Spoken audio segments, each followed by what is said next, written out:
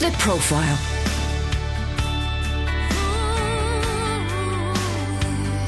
You're listening to Premier Christian Radio. Where faith comes to life. Good afternoon and welcome along to the programme. I'm Justin Brierley, your host for The Profile this afternoon, and very excited to be joined by Alister McGrath, who I'll introduce in just a moment's time. The Profile is brought to you in association with Premier Christianity magazine. And if you'd like a free edition of that monthly title, I'm the senior editor, so I'm a bit biased, but I do think it is an excellent publication. Why not go online and ask for a free sample copy? That's at premierchristianity.com/free sample. And every week here on The Profile, we bring you interesting Christians from all different walks of life and faith, telling us their story and what they're doing at present in their life. Alister McGrath is well known as a theologian, priest and a former scientist. He was an atheist at one time, but ever since he really discovered God, he's been writing about how we can put reason and faith together in the laboratory, in our lives, and a very exciting new book has just come out by Alister, The Great Mystery, Science, God and the Human Quest for Meaning. We're going to be talking about that on the programme today, but also finding out about Alister's life, faith and work. Alister, welcome along to The Profile. Lovely to be here, Justin. Thank you. It's great to have you. I have been a big fan of your work. I hope you don't blush at that, but in many ways I see you as following in the tradition of people like C.S. Lewis, because of course he was an atheist at one time, went to Oxford University, and in the course of thinking and talking and I suppose an experience as well, he of course became a Christian and a great Christian thinker and intellectual. You of course have written and studied the life of C.S. Lewis to a great extent, and to some extent your own story is not dissimilar, because you arrived yourself at university as an atheist, didn't you? Yes, in fact, Lewis and I are both born in Belfast, and we both went up to Oxford and discovered Christianity there. That's right. Yeah. But that's right. I mean, I went to Oxford as an atheist, and in fact expecting my time at university to confirm my atheism, because I was studying science, and I got this very definite view from my scientific work that science just gobbled up the space in which God used to exist, that there was simply no way there could be any meaningful conversation between science and God, because there was no God, and because science actually explained everything, so that it was a completely redundant conversation.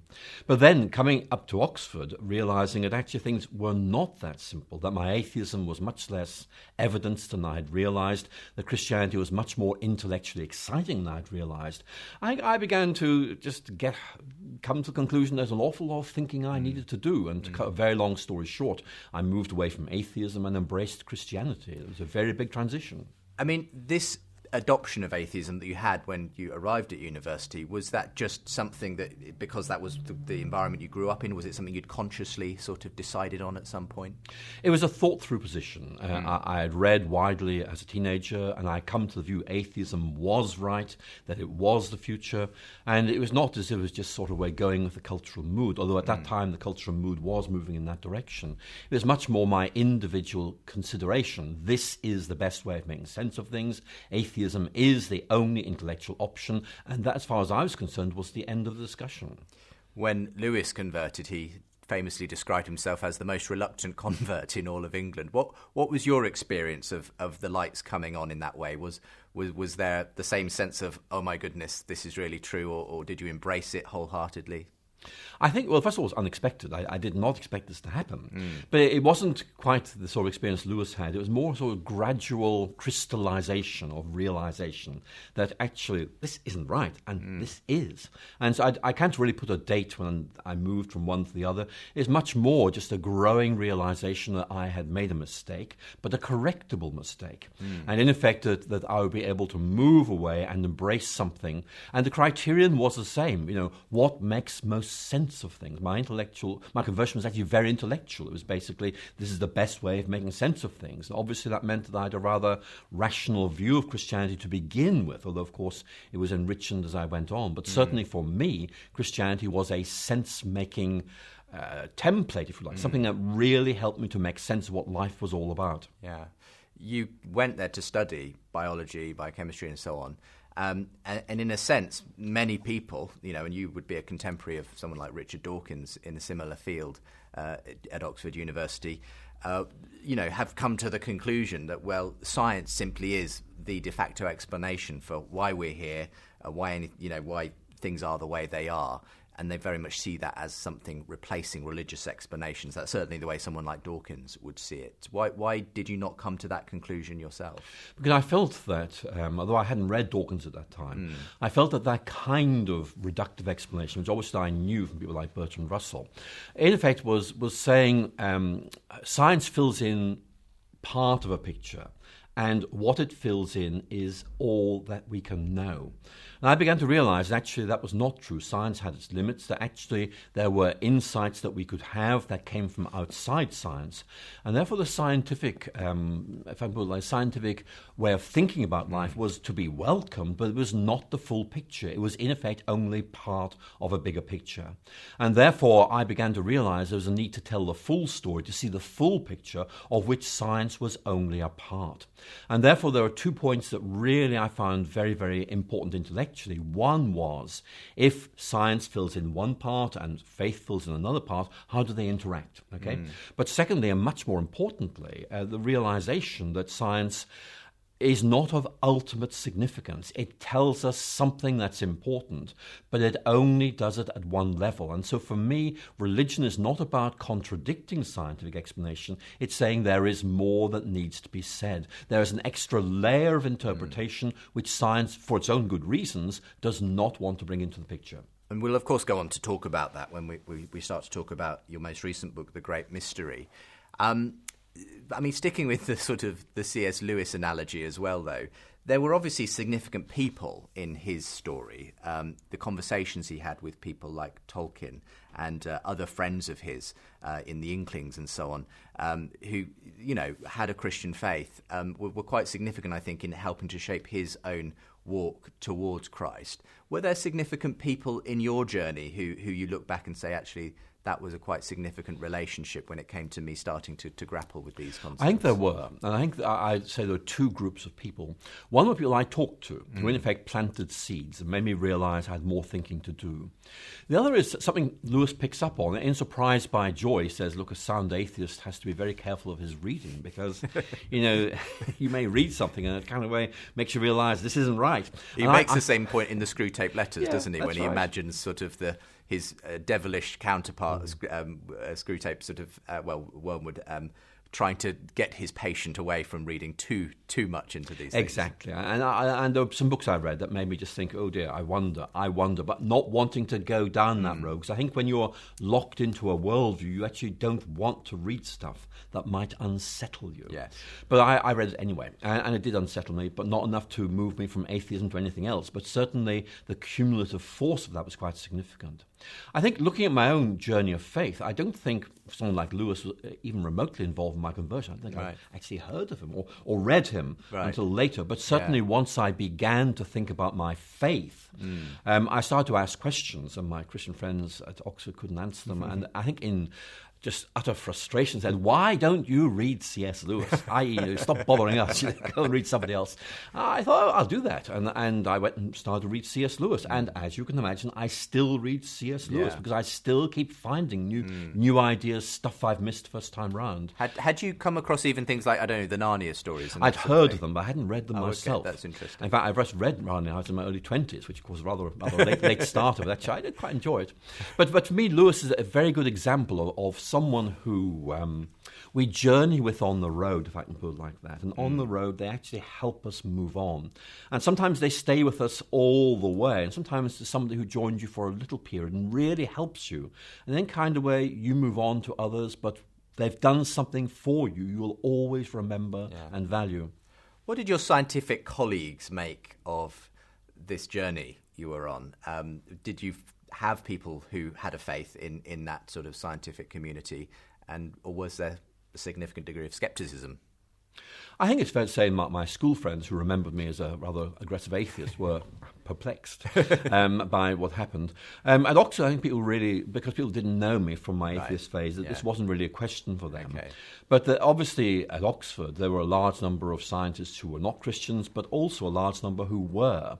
I think that is important because, one of the things you're looking for is a support group, people who in effect share some core commitments, and then you can start thinking about these and talking about these. And for that's very important. It's difficult to be a Christian on your own. You're not meant to be. You're meant, in effect, to be sustained and supported by others, and I certainly found that. But there were people who, in effect, helped me significantly. For example, there was Oxford's professor of theoretical chemistry who was a Methodist lay preacher and preached a sermon I heard, and actually I still work within that framework he gave me back in 1973. It works, and I still use it. So in effect, that's a little gift of grace, if you like. Yeah. When did the idea of possibly going forward for ordination, ministry, and so on appear on the horizon? Because that is quite a significant departure from the life of science and research and so on. Yes, it was. I think it was very much a question of, I'm now a Christian, I've discovered a new love in life, and I feel I ought to be doing something which expresses my commitment to this. And ordination seemed to be the obvious way ahead. In other words, a life of service. And that meant I had to study theology for ordained ministry. And what happened was I began to study theology, thinking this is a step on the road to something else. Right. I found the step on the road was actually really very interesting in itself. But I went down that road. I did get ordained, and I went into parish ministry in Nottingham, which was hugely good for me, I have to say. It really helped me to grow as a person and actually to make connections between my faith and life. And that was really, really important. But I think the thing that really excited me was the life of the mind, that Christianity, really has so much to say. I'm beginning to realize these things need to be said to our culture.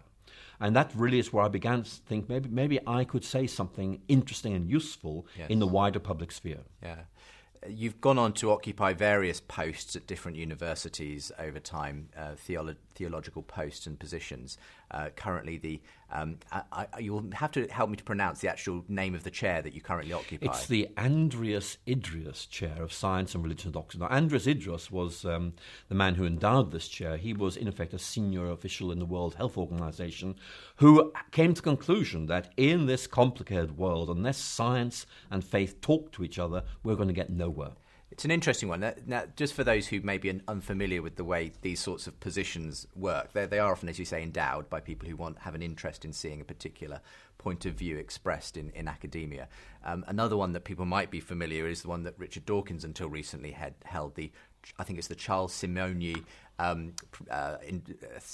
Professor of Public Understanding of Science, something like that. So now that's, as far as I'm aware, been held largely by people who are atheistic in their outlook. So it's almost as if there are different competing interests going on sometimes in academia. People who obviously want to encourage people to engage with the relationship between science and religion, and perhaps others who want to see them as being quite distinctly divided. I mean, you must find that a lot yourself. I think that's right.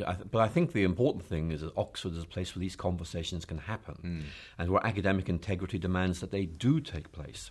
And that's one of the reasons why I find Oxford such an exciting place, that actually, I think I can hold my own. Yes. But nevertheless, these conversations are important, not just because they're interesting themselves, but because people overhear them. And to me, Christianity is something that can defend itself publicly. And that's a very important point to make, that it has intellectual resilience, which in effect is very much necessary in today's culture. And we need to be able to show that. Yeah.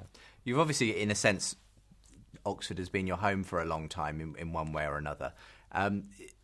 Just give us a sense of what it is about that place, and because I think people might be surprised at, I went to Oxford and it has had at that time, and I think continues to have, one of the most thriving Christian unions in the country. There's always been this Christian strain, strong Christian strain going in terms of the academic life there. Why is that, and what's the kind of the magic of Oxford that continues to draw people there as a place to study and indeed to learn theology and that kind of thing? I think the magic of Oxford is that you have some wonderful teachers, that you have other students who in effect get to know each other, get to respect each other, get to talk to each other. And actually it's very much a sort of almost like a sort of seedbed of reflection and thought and excitement. And I certainly found that when I was younger. So I guess the magic of Oxford is it's about exploring ideas in company, exploring ideas with people who in effect believe them, who really know what they're talking about. And you may say, well, and I thought about that, I'm going away from that, I don't want that. But on the whole, what you find is, for example, the way in which Christianity is represented at Oxford is that of an intellectually vibrant faith, which is able to engage politics, morality, arts, everything. And Christians who believe this needs to be done, it can be done. So in effect, there's a very vibrant Christian culture, intellectual, cultural. This is really important. Yeah. When it comes to your own engagement with academia and theology specifically, what have been some of the key areas that you've sort of spent time? I think of you as actually very broad. You've covered all kinds of different areas of theology. I know, though, for instance, that many people see you as the go-to person on Reformed theology, for instance. And, of course, we're celebrating a big anniversary in the history of the Reformed tradition, the 500 years since Martin Luther nailed his theses this year. What particularly have been some of the major insights that you've been able to glean in your studies in that particular area? Well, I think the way this all happened was that I was a scientist who became a Christian, and I felt, look, I've got to find out some way of holding science and faith together. I know my science quite well. I had a first degree and then a doctorate in science, so I thought I really need to study theology in detail to be able to master that side of the equation and then start making connections. So I began really focusing on, as you were suggesting, the Reformation, 16th century intellectual history, then beginning to broaden out and begin to open up areas of apologetics and so on, and then finally saying, right, I'm now ready to talk about science and theology because I know enough theology. But you're right. For me, a very important element was people like Martin Luther, John Calvin, trying to understand who they were. My first book was on Martin Luther. So for me, that was a very important element in my intellectual journey. And in fact, I keep going back there because Luther is such an interesting figure. And as you've hinted, I'll be speaking quite a lot on Luther to mark this very significant anniversary. So yes, I really am a theologian, but a theologian who sees dialogue with natural sciences as being critically important for both theology but also for science. Were those early reformers interested in the question of science and theology at any level? I think we often just associate them with being about, doctrinal issues, that obviously came to separate Protestant and Catholic traditions. But was there an interest in a kind of dialogue going on even 500 years ago about science? Not with Luther, I think. Luther really didn't quite have those intellectual contacts. Calvin more so. Calvin, from his observatory in Geneva, so to speak, was able to see intellectual currents and felt that there was a need to engage these. In fact, there are points where Calvin talks really about two areas of science, astronomy and kind of way the science of the human body, and feels that theology has much to contribute to those, but interestingly, that theology has something to learn from these. Because Calvin takes the view that God can be seen to some extent through the created order, and therefore looking at the heavens or looking at the human body actually gives depth to your theological vision of God. And actually there's something in that, I think. Yeah. I mean, going a bit further on, obviously many people see the Enlightenment as a sort of a point at which science came into its own. And in a way, many people start to talk about there being this division between science and the church. And I don't know what you think of this, but many people think that, there have been various points at which the church has been anti-science, and they might talk about the trial of Galileo and things like that. I mean, how much of this is real and how much is sort of a bit of a modern myth in terms of the divide between the church and its acceptance of science? I think nowadays we'd say there's an awful lot of, how shall I put it, reconstruction of these things going on. I mean, the science-religion thing in Galileo is one element in a much more complex picture. It's not about science or religion. It's much more complex than that.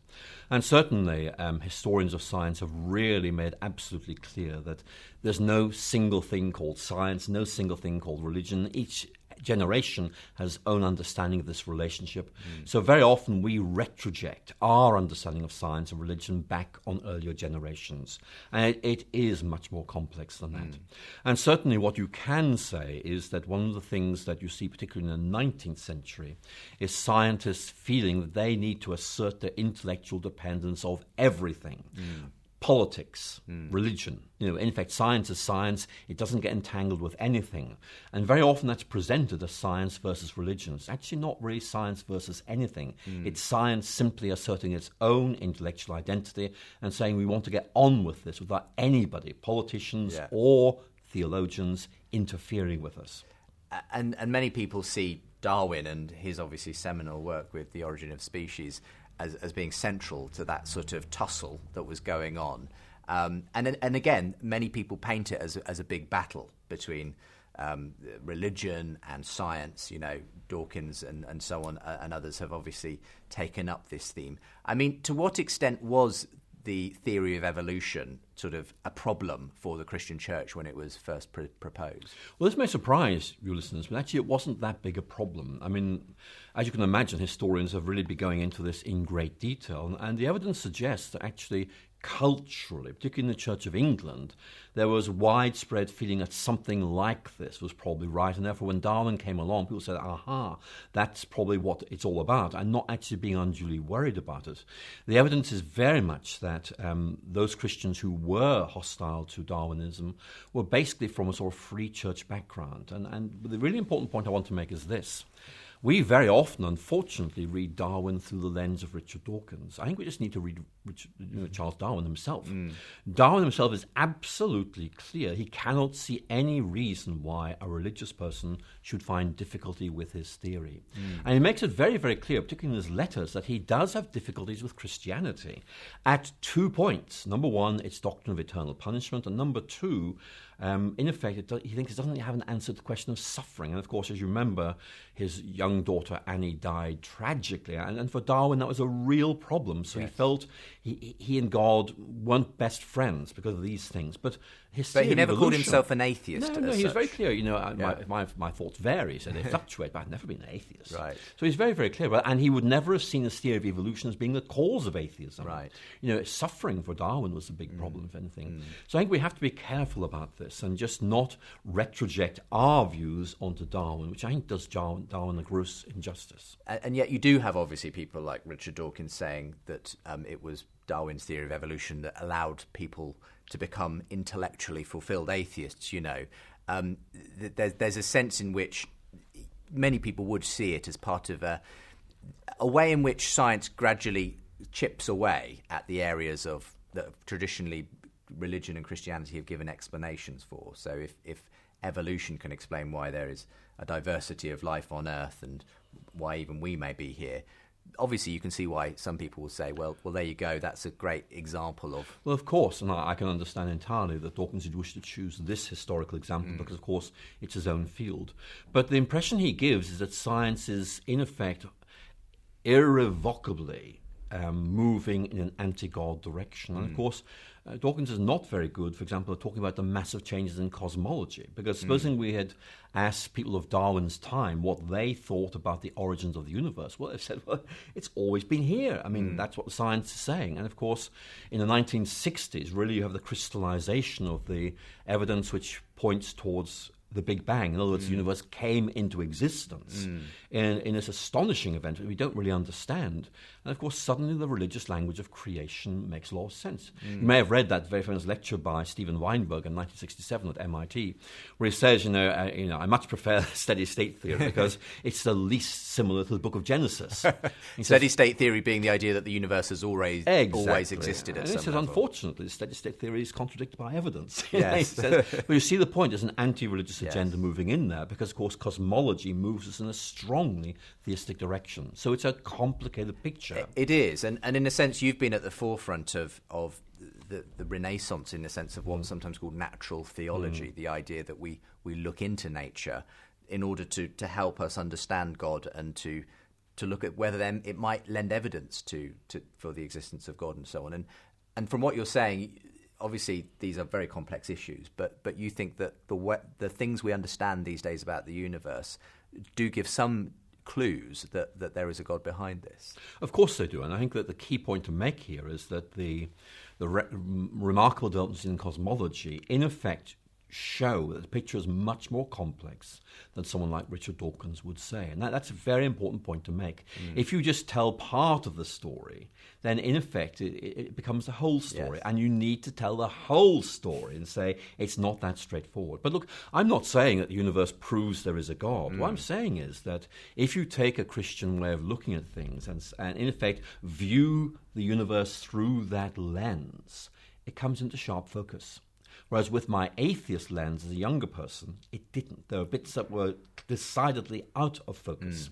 I think one of the questions that a scientist is always going to ask is, what theory gives you the best reading of what you actually observe? In other words, if you line up all the observations, what theory of things seems to fit those observations best? And for me, Christianity does that remarkably well. Doesn't prove it, but nevertheless it says this makes a lot of sense. I suppose so much of it is subjective in terms of one person may stand and look at the cosmos and say, the majesty and awe make me feel like there is a God behind this. And another person may say, the majesty and awe of this make me feel so small and insignificant. How can I possibly think this was created with me in mind? I mean, why do you come down on the God transcendent view rather than that this can't possibly be about me? Well, I think one thing I want to say here is that certainly we are overwhelmed by the immensity of the universe. But if you read Psalm 8, the psalmist is overwhelmed by the immensity of the universe and then says, but the God who made the universe made me, and actually takes deep holds from that. The key point is that the universe, science, is absolutely silent on what its meaning is. It doesn't say, hey, I mean this. You and I have to figure out what it means. It's always going to be open to debate. It's not simply a closed case for atheism. It's not like that at all. In effect, it is very much what is the best way of making sense of this. And to me, the universe has a meaning, but it's not a meaning it discloses. It's a meaning we've got to find. Fascinating stuff. And we're going to be delving into that sort of area in more detail in the second half of today's programme, because we're going to start talking about your new book, The Great Mystery, Science, God and the Human Quest for Meaning, published by Hodder, and my guest today on the profile, Alister McGrath. Really enjoying this conversation today. I'm Justin Brierley, your host for today's edition of the programme. And don't forget, you can find more interesting conversations with people from all walks of faith and life at the website of the programme, premierchristianradio.com/the profile, as well as in Premier Christianity magazine. Ask for a free sample copy at premierchristianity.com/free sample, and I'll be back with more from Alister in a moment's time. The Profile.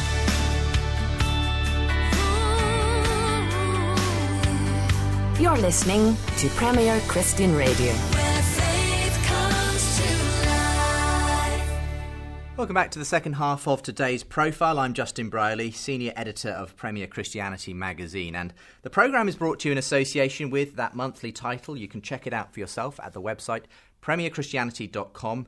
Add/free sample to get a free sample copy of the latest edition of the magazine. And we often feature people like the guest who's joining me on the programme today, Alister McGrath. He's a theologian, priest and former scientist, and in the first half of the programme we heard the story of his own conversion, how it mirrors in some ways the story of C.S. Lewis, one of Alister's theological heroes, I think it's fair to say, and also of course some of the interesting debates he's been involved in terms of science, faith and religion. And that's very much, again, the theme behind his latest book, The Great Mystery, Science, God and the Human Quest for Meaning. It's been recommended by people like Rowan Williams. Another splendid contribution from Alister McGrath to the intellectual and imaginative treasury of belief. In fact, that was actually praised for the previous book, Inventing the Universe. And I've sat down to talk with you about that as well, Alister. Do you want to explain what that book was about, Inventing the Universe, came out a year or two ago now, and how this book is complementary to it? Well, Inventing the Universe was really saying, look, science is very, very good in its own area, and that it gives us part of a bigger picture. And so in many ways, Inventing the Universe was saying, let's see how science and faith, in effect, can be brought together to give us an enriched vision of reality. And it's about trying to map out the ways in which we can see science and faith as filling in this bigger picture, but each of them does it in a distinct way. And above all, it's saying there are limits to what science can tell us. We need to respect that. And therefore, someone who says science gives us all the answers is really saying science gives us only some answers, answers and refuses to allow that anybody else has anything to say.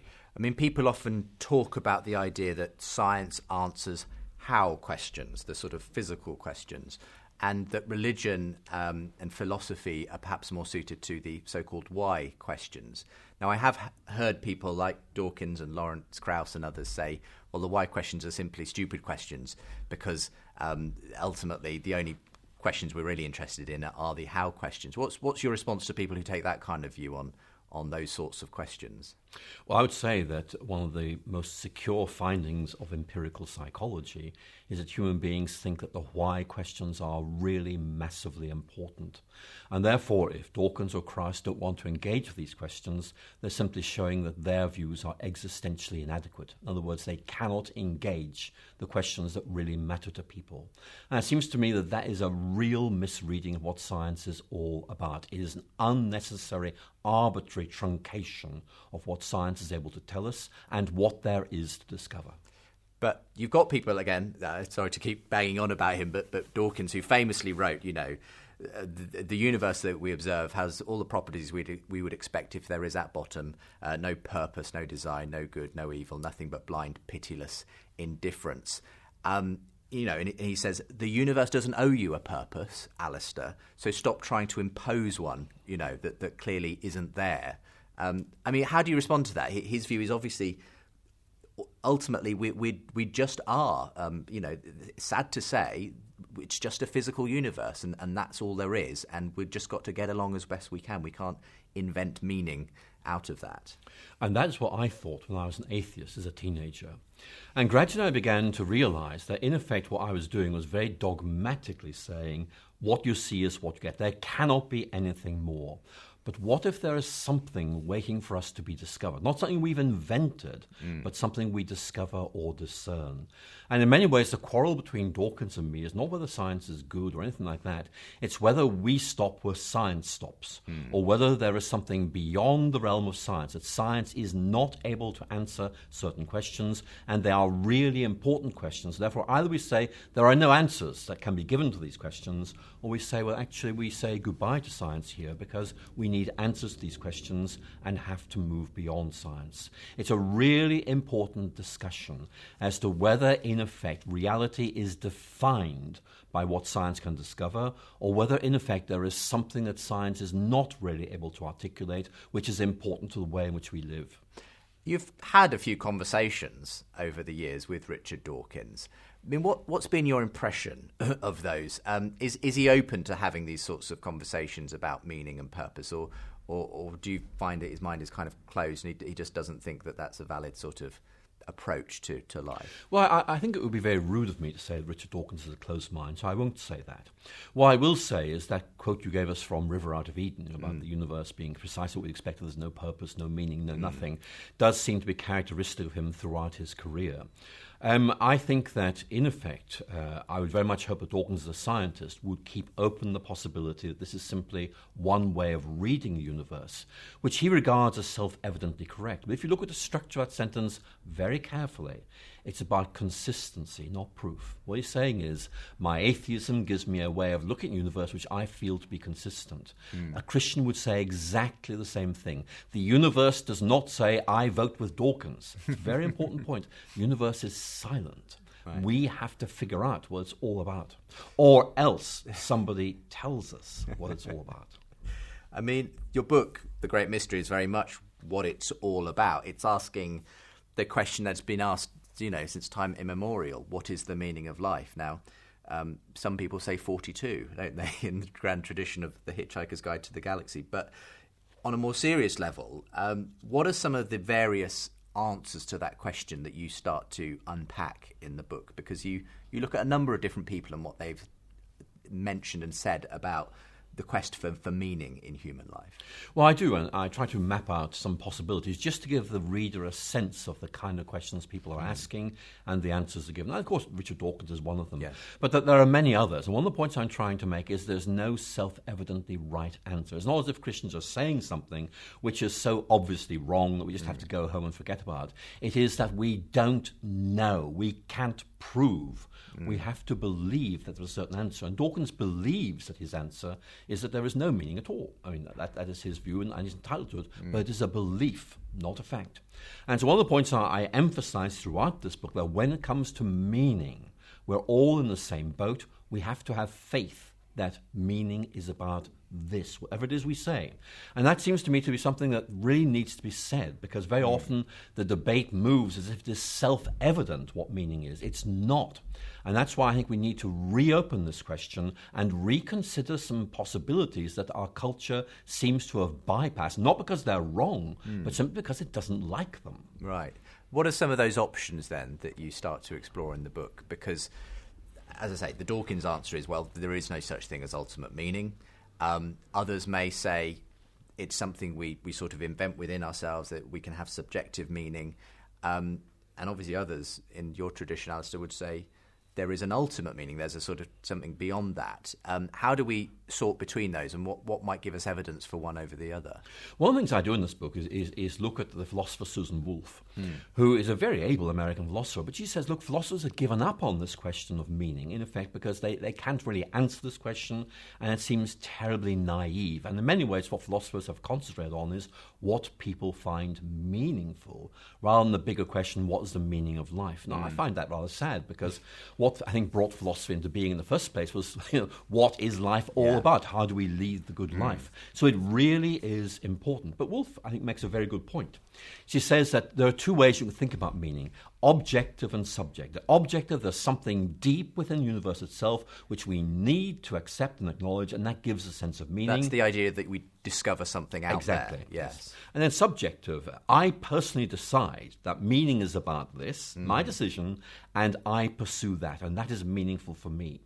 And she's quite right about that. We can do these, but actually if you're a Christian, these two things do coincide. In other words, that there's this objective sense that meaning is grounded in God, and that subjectively we're able to express this in the way in which we live and think and hope. So I try to make the point that actually, although there's multiple issues about how we think about meaning, actually in the end it's about, here is what I think is really there, and here is how it works out in my life. I mean, I've seen a video doing the rounds, and it's one of a number voiced by the TV personality Stephen Fry for the British Humanist Association. And one of them is about meaning, and saying, where do we get meaning from? And saying, people, religious people say they get it from holy books and God and prayer and so on. How can someone without any religious beliefs have meaning? And he goes on to say, well, we can have meaning from all kinds of things we do. Our hobbies, our interests, our family, cooking, politics, all of these are the things that we ascribe meaning to in our lives. And so in a sense, he, and I suppose advocates of that position from the British Humanist Association, say that the only meaning we can have is that meaning with a small m, that personal meaning, but that ultimately that's fine. That's what we have, and that's what we live with, and we're quite happy with that. Why? I mean, do you have a problem with people who go with the meaning with a small m position? No, for me, humanism, or more accurately, secular humanism, because this is a very narrow form of humanism, is saying within our worldview, this is what all that meaning can be. I agree with them. I just say there's a lot more to it than that. Right. And in fact, a deeper vision of reality gives you something else. And if Stephen Fry is happy with his hobbies, great. I'm very happy for him.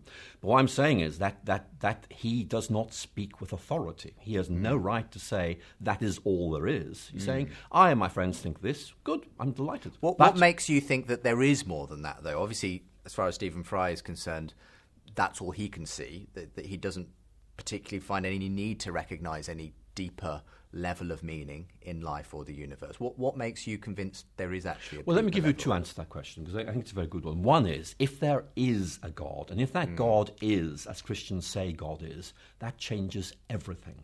Because in effect, Christians think of God as the ground of meaning and hope. And if God is like that, that's just a game changer. Right. Now, obviously, Stephen Fry doesn't believe in that kind of God, so in effect, he can't have access to that. Right. What I'm saying is, if this is right, it changes everything. Yeah. But the other thing is this. In this book, one of the things I'm looking at is why it is that human beings think meaning is so important. And it is not, I enjoy my hobbies. Right. It is, there are certain things that are good, certain things that are meaningful, certain things that are right, and this gives direction and purpose to our lives. And you're talking about objectively they're talking about things that are there, that in Yeah. effect this is all about living life properly and meaningfully as human beings. In other words, stop simply functioning and living. And it's a very, very big issue indeed. And it's about a broader, deeper vision of life.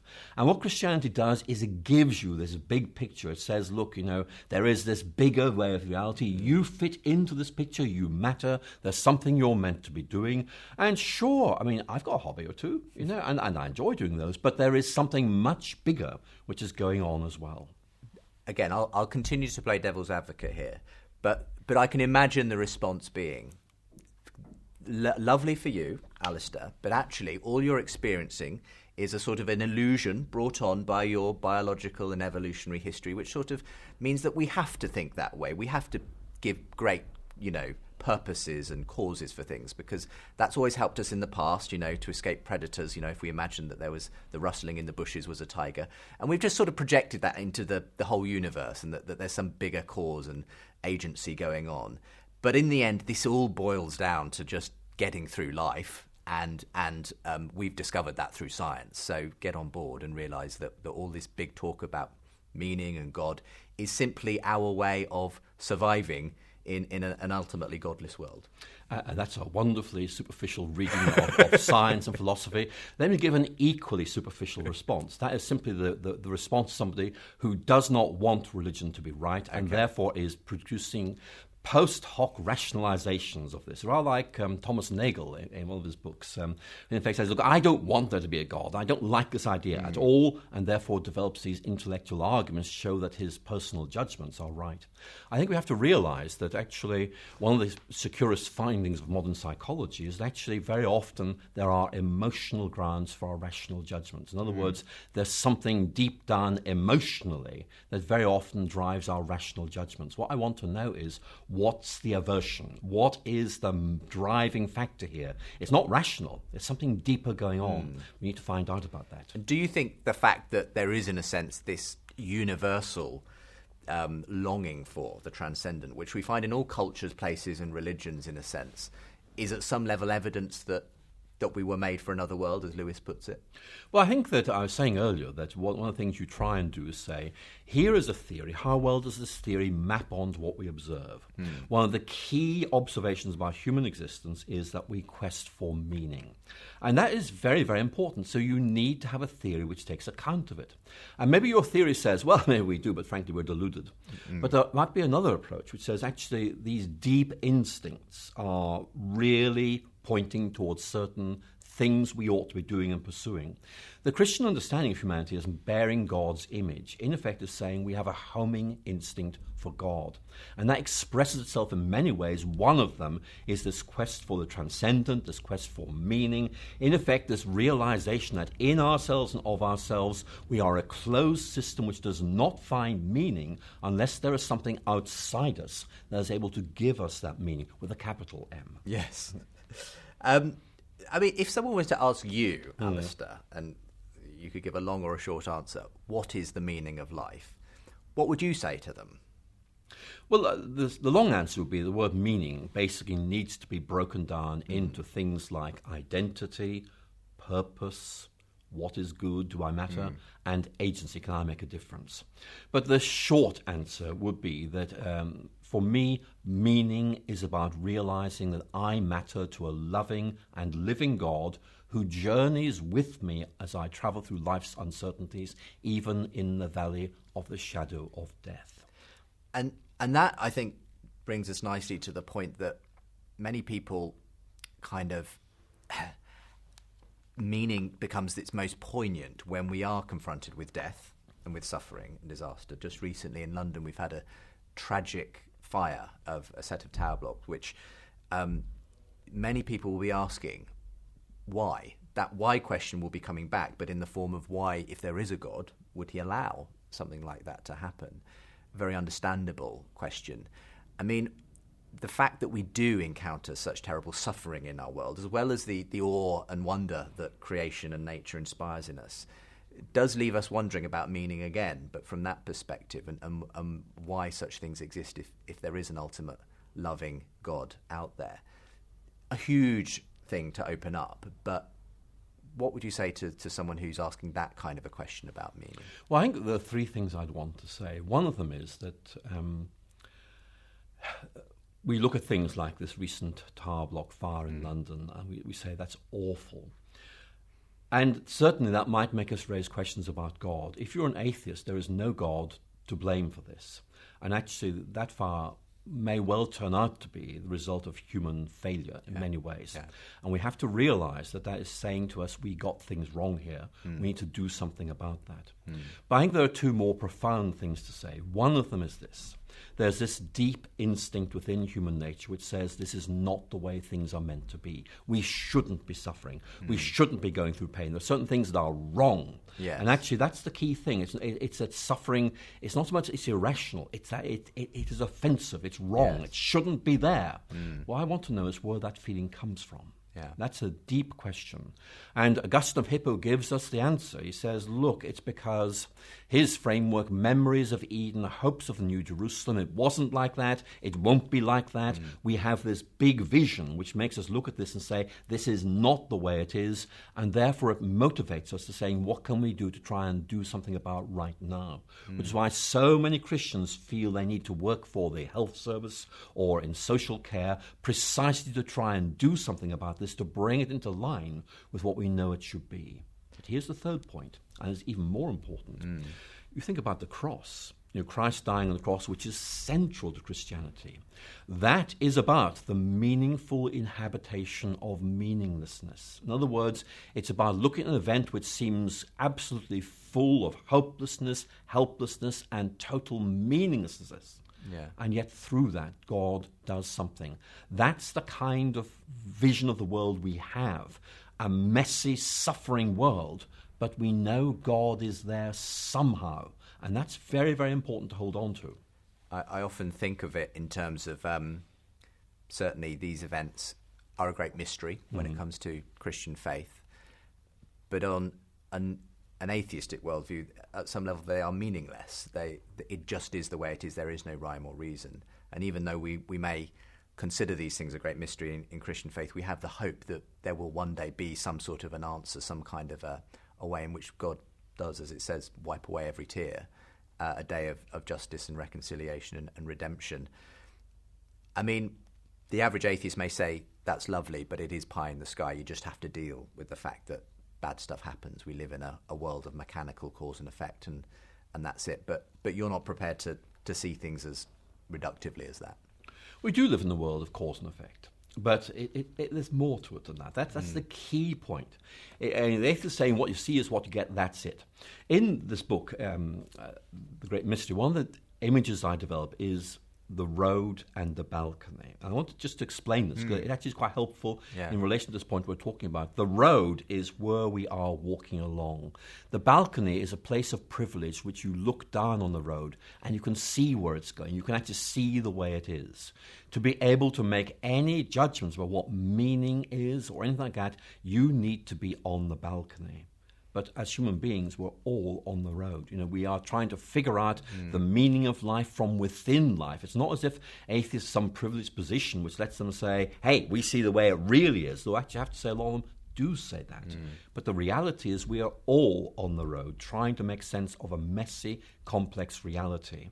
And Christians are saying that, in effect, we have found something which actually lets us see things in a different way, if you like, an anticipation of the view from the balcony, even while we're on the road, which means we journey in hope, which is a really important difference to make. Yes, and in that sense, I suppose, if science tells us anything, it should give us a little bit of humility about the very restricted nature of our mind. I mean, our entire perception of reality is somehow located in, a few pounds of grey matter in our skull. Yet we often, to hear some voices you'd think that we've managed to figure out everything there is to know about life, the universe, and everything from that. And I suppose we've got to remember how incredibly limited we are, even as we have made incredible discoveries, which to some extent you might even say is miraculous in the context of what we've managed to do, with these brains. But nonetheless, it's very difficult to say that we know it all. We don't know it all.